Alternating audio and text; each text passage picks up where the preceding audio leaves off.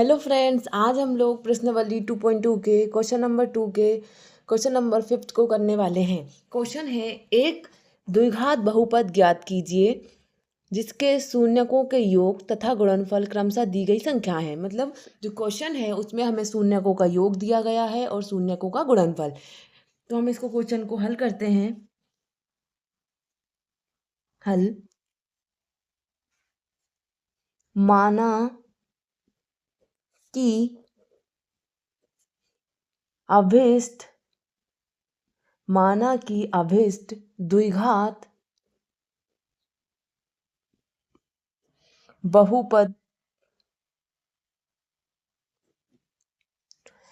ax² plus bx plus c है तथा जिसके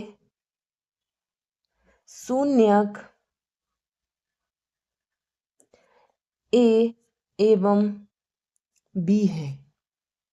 ठीक है, हमें क्या क्वेश्चन दिया गया है, उसमें हमें शून्यकों का योग दिया गया है और शून्यकों का गुणनफल। ठीक है, तो शून्यकों के योग का फॉर्मूला हमें पता है कि अल्फा प्लस बीटा होता है। इसकी वैल्यू उन्होंने हमें क्या दे के रखी है, -1/4। और अल्फा प्लस बीटा शून्यकों का योग का पूरा फॉर्मूला होता है हमारे पास -b/a।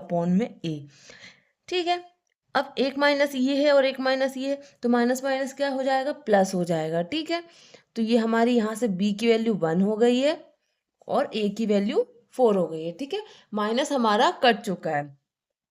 अब आपको पता होगा, अब उन्होंने हमें दिया है शून्यकों का गुणनफल, और शून्यकों का गुणनफल का जो फॉर्मूला होता है वो होता है alpha into beta equal to में अल्फा इंटू बीटा की उन्होंने वैल्यू क्या दे के रखी है, 1/4। तो 1/4 हमने यहाँ लिख दी। ठीक है, अब अल्फा इंटू बीटा का फॉर्मूला क्या होता है, वो होता है c/a। ठीक है, अब यहाँ से c की वैल्यू हमारे पास आ गई है 1, a की वैल्यू आ गई है 4।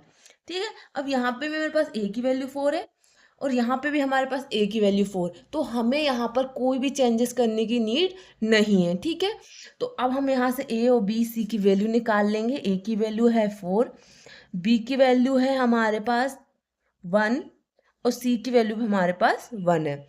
अब हमें ए बी सी की वैल्यू मिल गई है, तो ये वैल्यूज हमारा जो हमने द्विघात बहुपद जो माना था उसमें हम वैल्यू पुट अप कर देंगे। ठीक है, तो अभी हमारे पास ax² plus bx plus c जो हमारा द्विघात बहुपद है। ठीक है, अब उसमें हम ए बी सी की वैल्यू रख रहे हैं। ए की वैल्यू क्या है 4, तो 4 x² की जगह हम x² लिख देंगे, प्लस है प्लस लगाएंगे 1x, 1 लिखने की नीड नहीं है इसलिए ओनली x आएगा, प्लस c की वैल्यू 1 है। तो अतः अविष्ट द्विघात बहुपद ax² प्लस x प्लस 1 है। थैंक यू, मिलते हैं नेक्स्ट वीडियो में।